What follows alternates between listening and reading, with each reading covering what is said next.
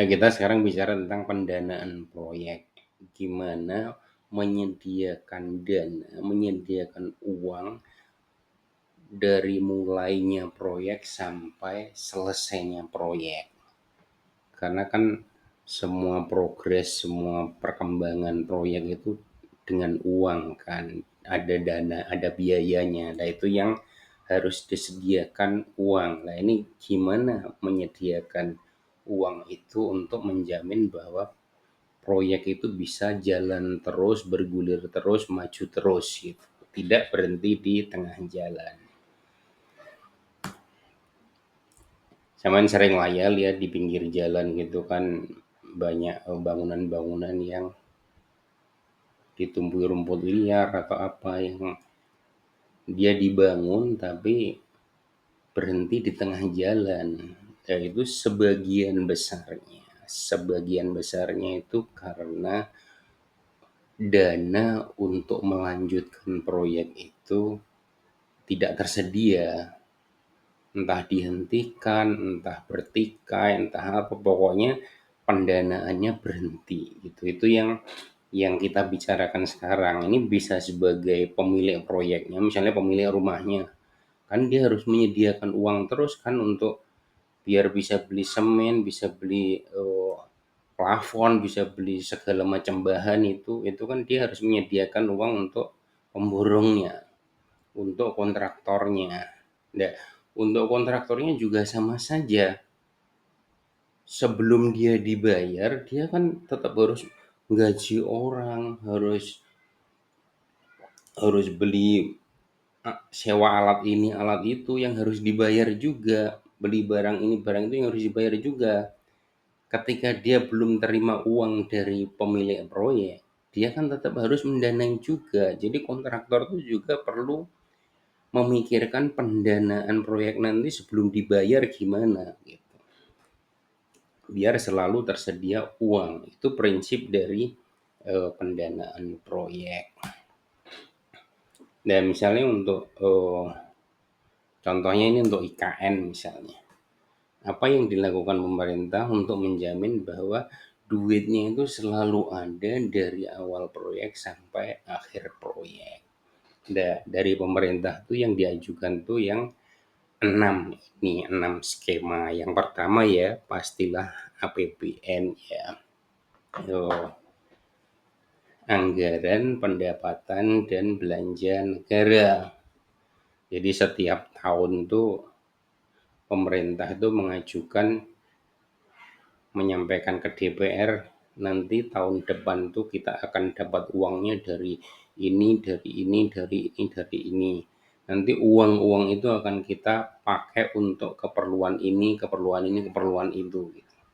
Jadi pendapatannya berapa, belanjanya apa saja berapa, itu yang diajukan. Nah, salah satu yang menjadi bagian dari APBN Indonesia hari ini itu adalah IKN, terutama kemarin-kemarin ya dari 2022 sampai 2024 itu kan selalu ada APBN sekian triliun, sekian triliun, sekian triliun gitu. Itu pendanaan dari APBN. Contohnya untuk apa ya, untuk istana negara, untuk istana presiden. Masuk kalau istana negara atau istana presiden ya harus dari uangnya negara dong, masuk dari swasta ya toh. Itu contohnya. Itu skema pendanaan yang pertama. Jadi nanti tahun 2025, 2026 itu juga akan selalu disediakan anggaran dari APBN itu harus ada ya, setidak-tidaknya untuk menjaga gitu ya. Misalnya tahun 2025 itu oh APBN kita itu IKN nggak kebagian uang karena ya duitnya kan terbatas kan, sementara ada program prioritas misalnya oh makan gratis atau apa. Lah itu duit duit itu tetap harus disediakan misalnya untuk memelihara bangunan yang sudah ada misalnya. Itu kan perlu dibersihkan juga, perlu dijaga biar nggak karatan, perlu dijaga biar nggak ditumbuhi rumput liar gitu. Karena kalau berhenti sama sekali selama setahun atau apalagi lebih dari itu, ya kan bisa nanti jadi kelihatan mangkrak, kelihatan tanpa harapan gitu. Nah itu APBN itu akan selalu menyediakan untuk IKN. Yang kedua itu adalah KPBU, kerjasama pemerintah dan badan usaha. Ini sebenarnya eh, ya gimana pemerintah itu ngundang ngundang investor lah ya. Kalau IKN itu kan baru mulai dibangun, prospek ke depannya jadi apa enggak kan masih besar gitu ya. Oh, kemungkinan enggak jadi, kemungkinan jadi itu orang masih bertanya-tanya. Jadi kalau untuk investasi langsung besar-besaran pasti akan takut juga. Ya karena memahami itu gitu ya. Itu pemerintah juga menyediakan fasilitas gimana biar biaya untuk investasi di IKN itu menjadi lebih kecil atau nanti prospek kedepannya menjadi kelihatan lebih besar gitu, misalnya oh masa hak guna bangunannya, hak guna pokoknya yang sertifikatnya itu jadi lebih panjang, yang tadinya cuma 70 tahun jadi berapa gitu misalnya. Itu contoh kerjasama pemerintah dengan badan usaha. Yaitu kalau prospeknya masih awal-awal banget itu ya memang diperlukan karena pengusaha itu kan gimana-gimana perlu, waduh kalau saya udah tanam duit gede belum jelas gimana. Nah itu yang perlu didorong oleh pemerintah lewat KPBU ini, kerjasama pemerintah dengan badan usaha. Nah kalau nanti misalnya udah ada kejelasan, misalnya Pak Presiden sudah pindah ke IKN gitu, ya mestinya insentif kayak gitu itu sudah nggak diperlukan lagi. Nah kalau misalnya presiden sudah di sana udah jelas pemerintahnya itu pindah ke sana, presiden sudah tanda tangan ibu kotanya itu sekarang jadi IKN Nusantara, nggak usah dikasih fasilitas juga udah akan habis itu tanah IKN tuh, dia akan diborong oleh pengusaha, wis nggak usah takut tuh. Di dekatnya juga ada Balikpapan yang udah maju kok. Jadi tanah di IKN itu ya kayak Jakarta terus sebelahnya ada Depok. Depok itu sih nggak usah diapa-apain juga akan maju. Nah itu contohnya adalah misalnya Swiss Hotel yang ini, hotel di awal IKN ini yang kemarin dipakai untuk peresmian ya kan. Ini kalau nggak dikasih kerjasama begitu orang kan juga tahu mendirikan hotel nanti jangan-jangan cuma mangkrak doang gitu. Nah ini yang ketiga adalah BUMN tentu saja ya.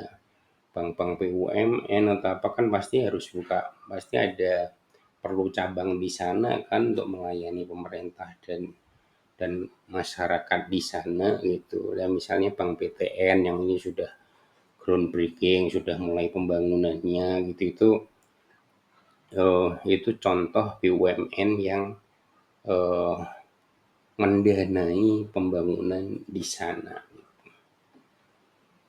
Nah, yang berikutnya adalah swasta murni ya. Swasta murni itu maksudnya ya nggak pakai perjanjian kerjasama dengan pemerintah.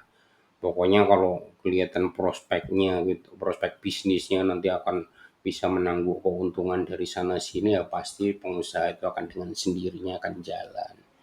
Nah, ini yang dibutuhkan terutama pasti kepastian kapan presiden mau pindah.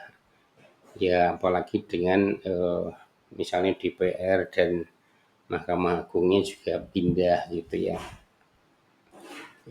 Itu yang memberikan kepastian pada swasta murni untuk kedepannya. Nah ini yang berikutnya adalah eh, pendanaan internasional gitu ya. Kalau pendanaan internasional itu ya gimana biar investasi asing itu masuk. Ya ini pasti perlu apa namanya investor-investor besar itu kalau ada prospek di sana ya pasti dia akan maju kan. Tapi kalau belum jelas ya pasti akan tahan, mereka juga nggak punya ikatan emosional apa-apa kan, mereka cuma butuhnya pokoknya duitnya, labanya lebih besar gitu ya, pasti akan investasi. Jadi yang pendanaan internasional ini pasti akan jauh lebih sedikit karena risikonya ada ketambahan risiko yang antar negaranya. Tapi nanti ke depannya kalau kalau presiden sudah pindah ke sana ya lain cerita. Pasti juga ketika kepastian keputusan politik itu udah jelas gitu, udah nggak akan mundur lagi ya, itu suasana investasinya akan jauh meningkat. Yang terakhir tuh creative financing. Creative financing tuh ya pendanaan kreatif, maksudnya belum kepikiran pemerintah ya apa neh gitu. Jadi pokoknya ditaruh di situ itu creative financing itu, siapa tahu nanti ada jalan entah gimana. Ya segitu ya. Nanti sederhana lah. Jadi ini tuh diharapkan pembangunan di IKN itu bisa jalan terus karena duitnya selalu datang dari berbagai skema pendanaan ini.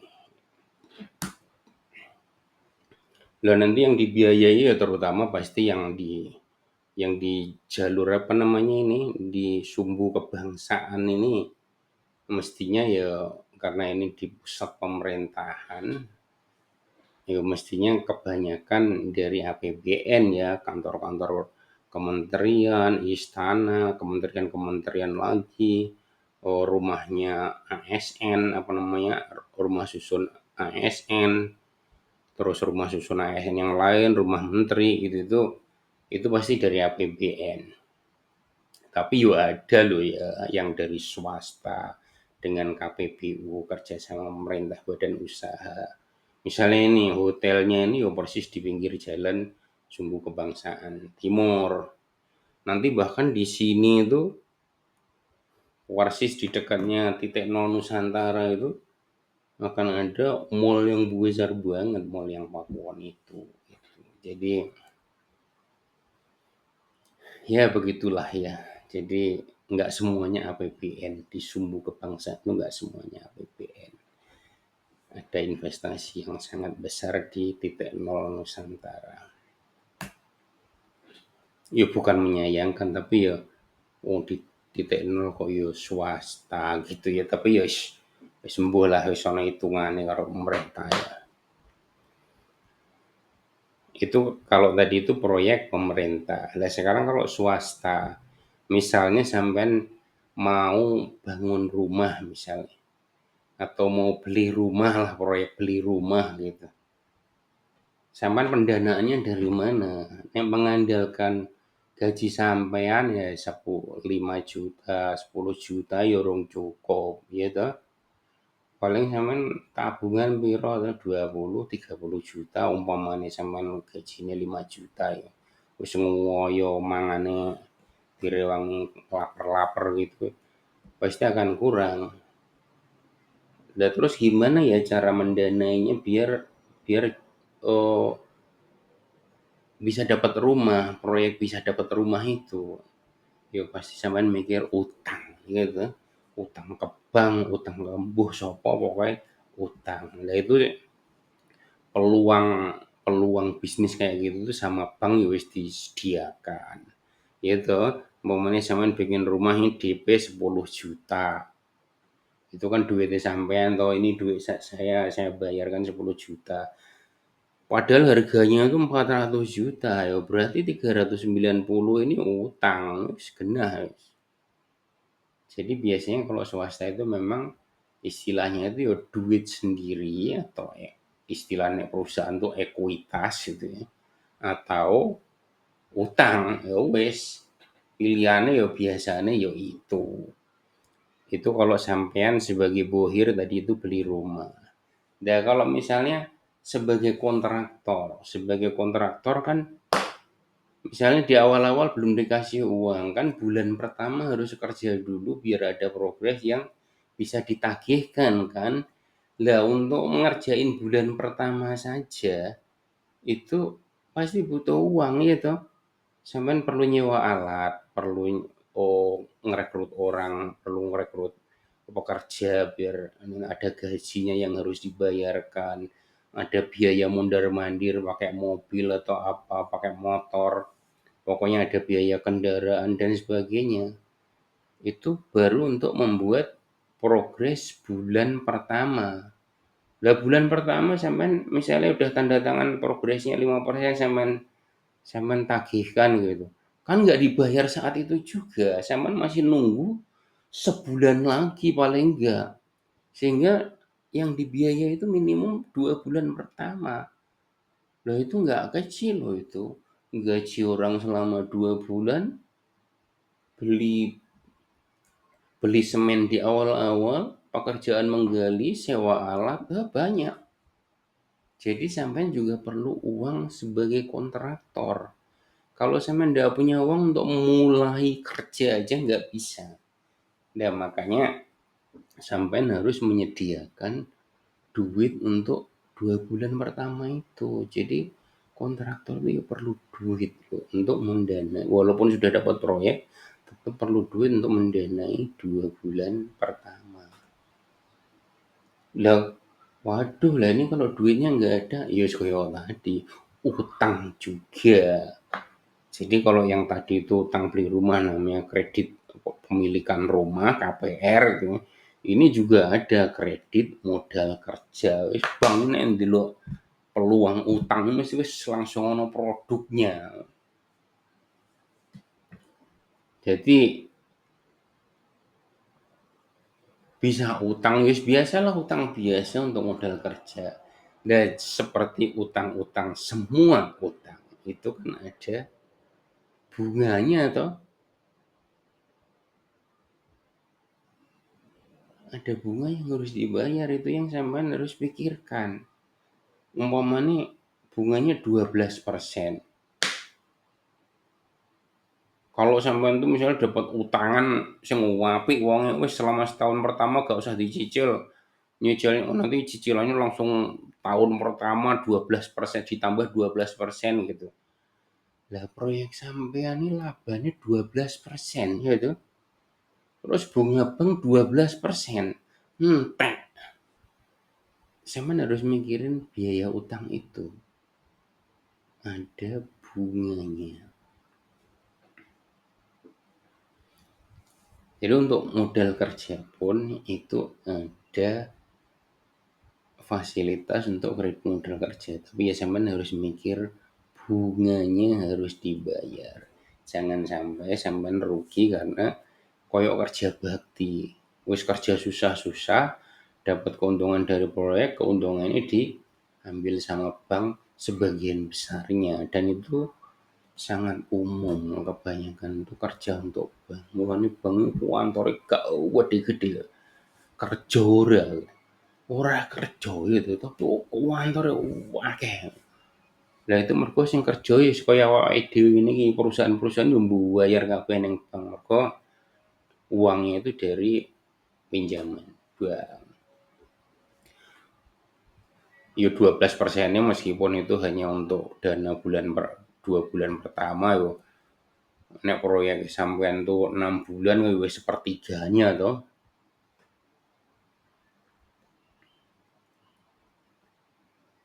Ngono ya intine sampean harus hitung biaya bunga utang itu berapa sehingga keuntungan sampean tuh nggak hilang untuk membayar bunga bank.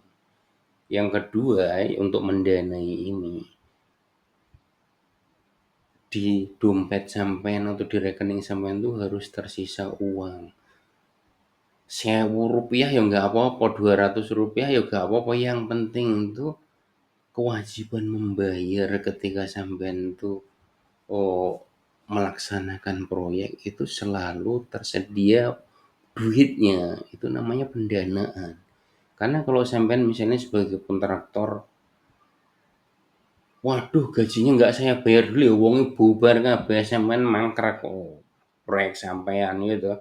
Sampean bisa dituntut dilaporkan ke polisi sama yang punya rumah.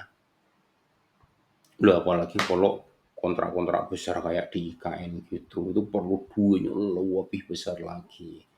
Jadi diam-diam ya, diam-diam nek sampean belum tahu. Sing sugih dhewe itu sing bank wis ta. Mergo kabeh kerja nggo bank. Nyediain uang itu tuh uang ya. Gede-gede soalnya duitnya.